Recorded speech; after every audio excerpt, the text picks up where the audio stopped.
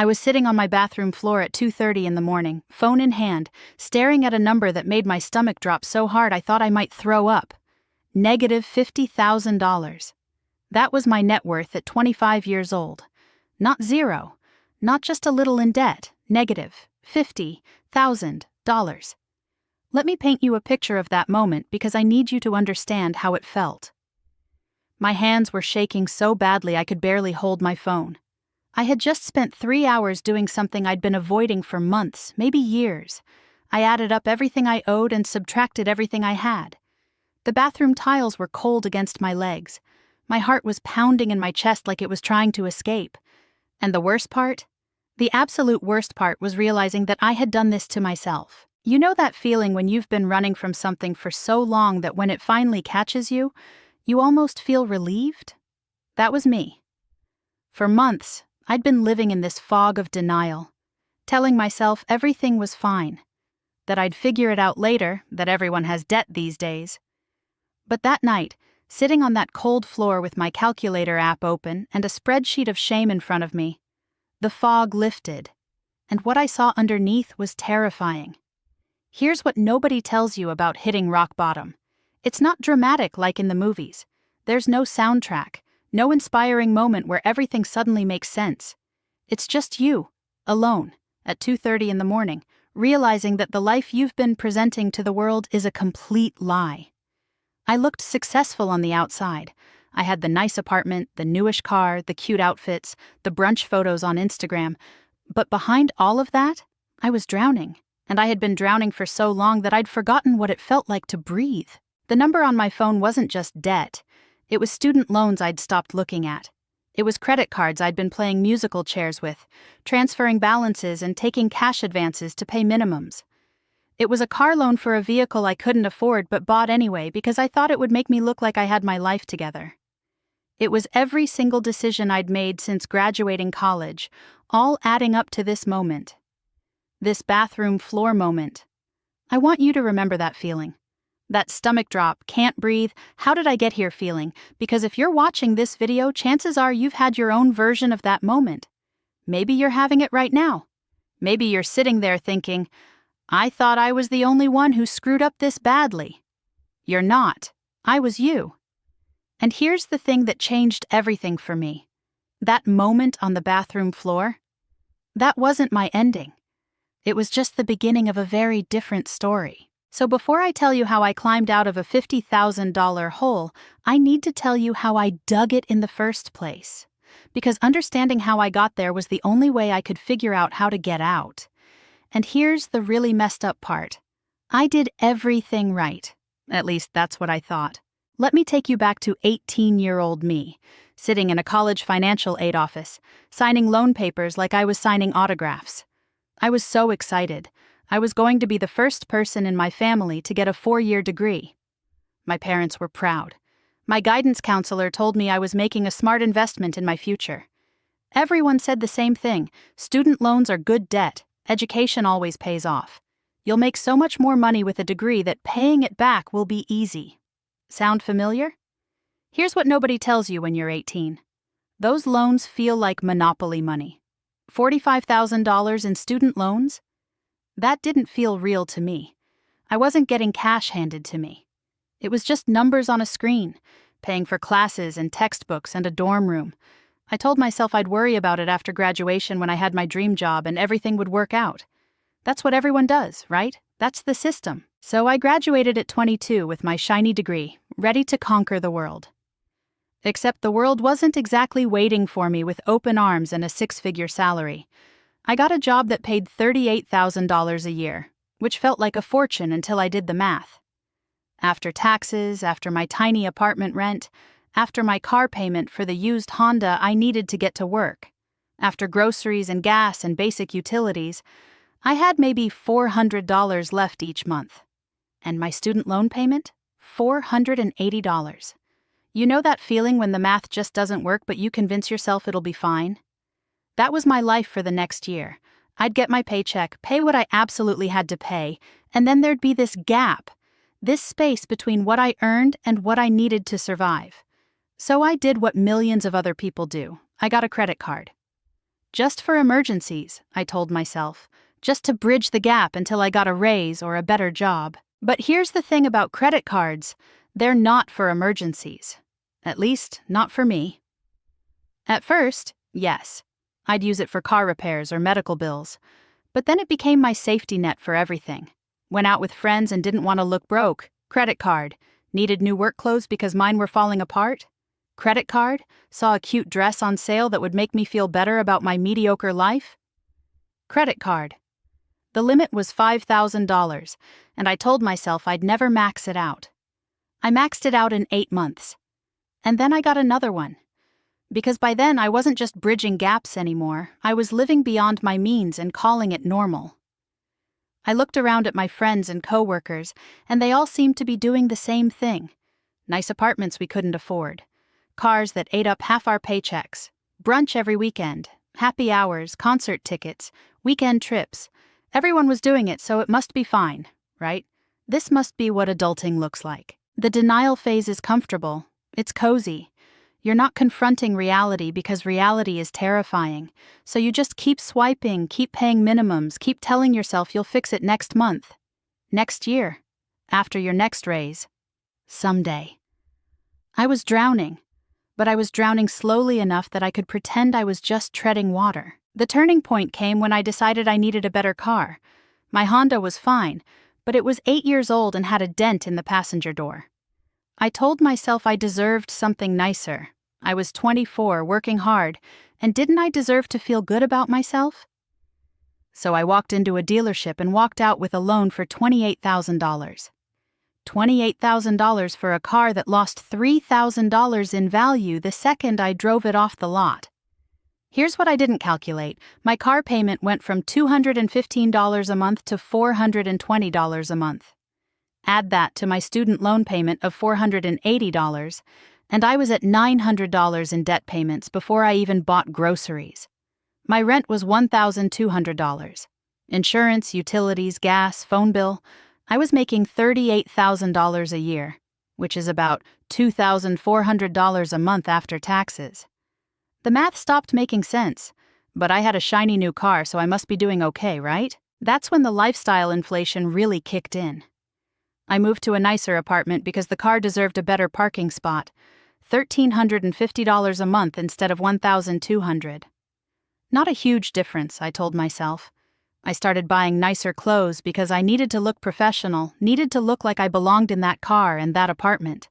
A blazer here, designer jeans there, nothing crazy. Except it was crazy. Every single purchase was going on credit cards because there was no money left in my checking account. And here's the really messed up part. I was documenting all of it. Instagram became my highlight reel of fake success. Brunch photos with mimosas I couldn't afford. Weekend trips I charged entirely to credit cards. New outfits with tags still showing. I looked so successful. My photos said, "Look at me, I made it, I'm living my best life." But the reality behind those photos was panic attacks at 3 a.m. and avoiding phone calls from my parents because I was terrified they'd ask how I was doing financially. The credit card situation spiraled into something I didn't even recognize as financial suicide at the time. I had 4 cards by now, each one maxed out. Total credit card debt, $23,000. And here's where it gets dark. I started taking cash advances from one card to make minimum payments on another. I was robbing Peter to pay Paul, and both Peter and Paul were charging me 24% interest. The minimum payments alone were eating $600 a month, and I wasn't even touching the principal. You know what the worst part was? I kept pretending everything was fine. When friends asked how I was doing, I'd say great. When my dad mentioned that I should be saving for a house by now, I'd change the subject. I was living in this bizarre alternate reality where my Instagram said success, but my bank account said disaster. I couldn't afford therapy, but I definitely needed it. I couldn't afford to keep living like this, but I also couldn't afford to stop because stopping meant confronting what I'd done. The math didn't make sense anymore. $480 for loans, $420 for the car, $600 for credit card minimums, $1,350 for rent. That's $2,850 before groceries, gas, utilities, phone, or anything else. I was making $2,400 a month. I was negative $450 every single month, and I just kept charging everything to credit cards and hoping something would change. Rock bottom has a sound. For me, it was the beep of a card reader at the grocery store saying, "Declined." I was standing in line with $43 worth of groceries, nothing fancy, just basics, and my card was declined. The cashier looked at me with this mixture of pity and impatience. The people behind me were getting restless. I tried another card. Declined. I tried a third card, hands shaking, knowing it would be declined too, but hoping for some kind of miracle. Declined. I left the groceries there and walked out. I sat in my $28,000 car in the parking lot and tried to breathe. This was it. This was the moment I couldn't pretend anymore. I couldn't buy groceries. I couldn't feed myself. I had $3,000 in my checking account from my paycheck that had just hit, but it was already spoken for. Rent was due. Car payment was due. I had auto pay set up for my minimum credit card payments. If I turned off auto pay to buy groceries, I'd get hit with late fees, and my interest rates would skyrocket even higher. That night, I did something I should have done years ago. I added it all up. Every single debt. Student loans from college that I'd been on auto pay for so long I'd stopped looking at the balance. $45,000. Credit cards spread across 4 different banks. Each one maxed out. $23,000. Car loan that still had 5 years of payments left. $26,000. That's $94,000 in debt. Then I looked at what I had. Savings account with $1,200. Checking account with $3,000. Retirement account I'd barely contributed to with $800. Total assets, $5,000. $94,000 minus $5,000. The number stared back at me from my phone screen like an accusation. Negative $89,000. And then I realized I'd forgotten things. I owed my friend $200 from last month. I owed my dentist $300 from a filling I'd charged, but the insurance didn't cover. I had an Amazon credit card I'd been avoiding that had another $1,000 on it. The real number was negative $90,000, maybe negative $91,000. But who's counting at that point? I couldn't breathe. It felt like someone was sitting on my chest. I kept staring at that number, and for the first time in years, I saw myself clearly. I wasn't a victim of bad luck. I wasn't someone who'd been dealt a bad hand. I was someone who'd made 100 small bad decisions that snowballed into one massive catastrophe. Nobody forced me to buy that car. Nobody forced me to move to the expensive apartment. Nobody forced me to put brunch and concerts and clothes on credit cards while pretending I was living my best life. That's when I ended up on the bathroom floor at 2:30 in the morning with my final calculation. Negative $50,000 net worth. I'd rounded it to make it feel less overwhelming, but even rounded, it was devastating. I was 25 years old, and I was $50,000 in the hole. At my current rate, paying minimums and barely surviving, I'd be 40 before I climbed out. Maybe 50. Maybe never. You know what happened in that moment? I made a choice. I could keep drowning, or I could learn to swim, I could keep pretending, or I could face reality. It wasn't going to be easy, it wasn't going to be fast, but it had to start right there, on that cold bathroom floor, with me finally telling myself the truth. The morning after my bathroom floor moment, I did 3 things. First, I called my landlord and gave notice on my expensive apartment. I was moving somewhere cheaper, somewhere I could actually afford, even if it meant a studio with no dishwasher and street parking. Second, I listed my car for sale. That $28,000 mistake had to go. Third, I cut up 2 of my 4 credit cards with kitchen scissors. Not all of them, because I wasn't delusional about needing some kind of safety net, but enough to make it hurt. Let me be clear, the first 6 months were brutal. I moved into a studio apartment for $750 a month, which saved me $600 immediately. I sold my car and bought a 10-year-old Toyota for $6,000 in cash, which I scraped together by selling everything I owned that wasn't nailed down. Designer clothes I'd never worn, furniture I didn't need, my laptop, and bought a cheaper one. That car sale eliminated my $420 car payment, and suddenly I could breathe for the first time in years. But here's what nobody tells you about getting out of debt. It's not just about math. It's about confronting who you are and why you made those decisions in the first place. I had to admit that I'd been using money to fill holes that money couldn't fill. I'd been buying things to feel successful because I didn't feel successful. I'd been keeping up appearances because I was terrified of being seen as a failure. The debt was a symptom. The disease was deeper. I created a debt avalanche plan, which meant attacking the highest interest rate first. My credit cards were at 24% interest, so that's where every extra dollar went. Month 1, I paid an extra $200 toward my highest card. Month 3, I picked up freelance work on weekends and put an extra $500 toward debt. Month 6, I'd paid off my first credit card, $4,000 gone. It felt like climbing Mount Everest with a backpack full of rocks, but that first peak, that first cleared balance, it gave me hope. The psychological battles were harder than the financial ones. I had to say no to friends constantly. No to dinners out, no to concerts, no to weekend trips. I watched people on Instagram living the life I used to fake, and I had to remind myself that they might be faking it too. I ate rice and beans more nights than I care to admit. I stopped dating because I couldn't afford it. I became that person who always had an excuse for why I couldn't go out. Some friends understood.